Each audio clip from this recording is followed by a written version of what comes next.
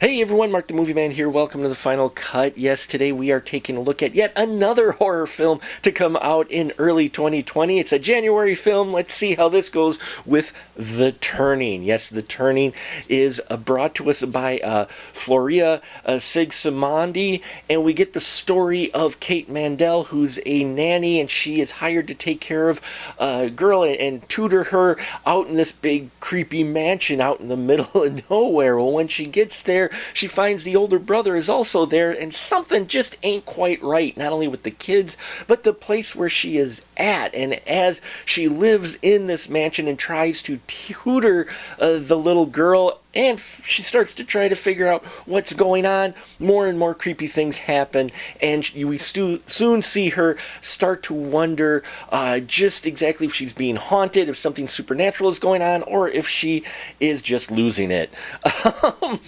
The Turning, there's a lot of ideas in this film and a lot of things. The components are all there, okay? The creepy atmosphere. Floria Sigsamandi does a fantastic job of setting up the creepy atmosphere. Loved it.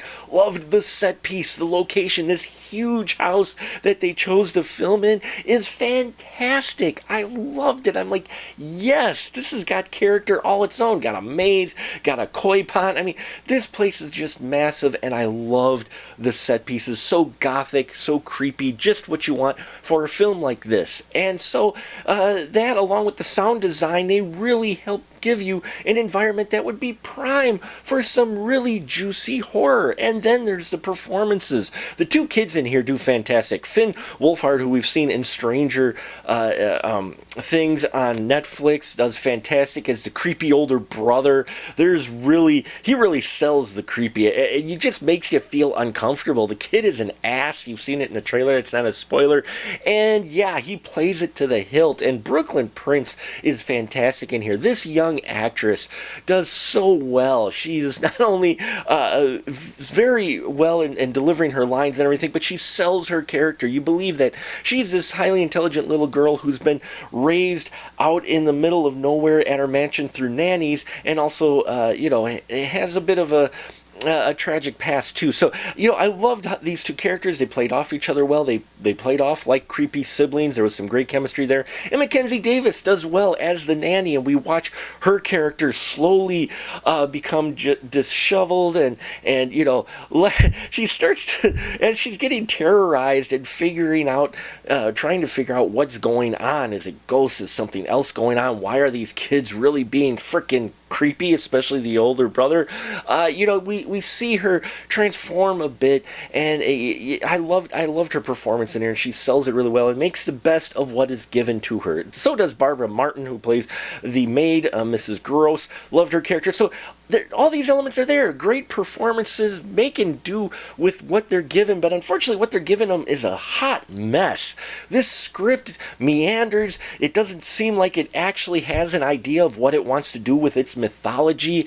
And let me tell you, the twist ending had our entire audience that I was sitting with scratching their heads quite a bit. Now, you know me, I don't want my hand held. I don't need full-on explanation, but you gotta throw little nuggets of setup in this, and they really just don't really have it in here. I mean, they think they do, but they don't, and it doesn't come across on screen. And so when you get to kind of the twist ending and the reveal and what might actually be going on, you're like, huh?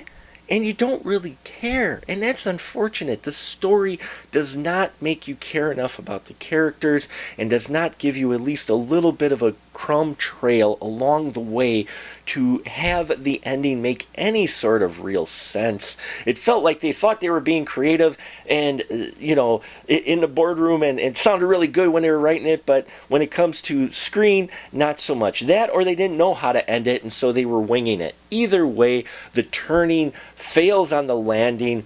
All the elements are there, but it just doesn't quite get to being a good horror film. Instead, it's a really meh of a film, unfortunately, and I can only give it 1.5 stubs. I really just there was nothing really there. And as Honorable Son number 1 said, you never really felt for most of the film that the nanny was actually any type of real danger. I mean, yeah, maybe emotionally there was, some of that, you felt some of that, but really physical danger, actual danger, you never quite felt it. And I think it's because of the script was just lacking. So there you have it, folks. The Turning. Rent it if you want. Wait for it to come out on VOD. Do not have to see this on the theater, a big screen. And it's unfortunate because there was a lot of potential here. And thank you so much for watching. Please check out our Patreon if you haven't already. Love to get some support so we can bring even better material. Subscribe if you haven't. I thank you for your support. And until next time, remember, keep that ticket stub.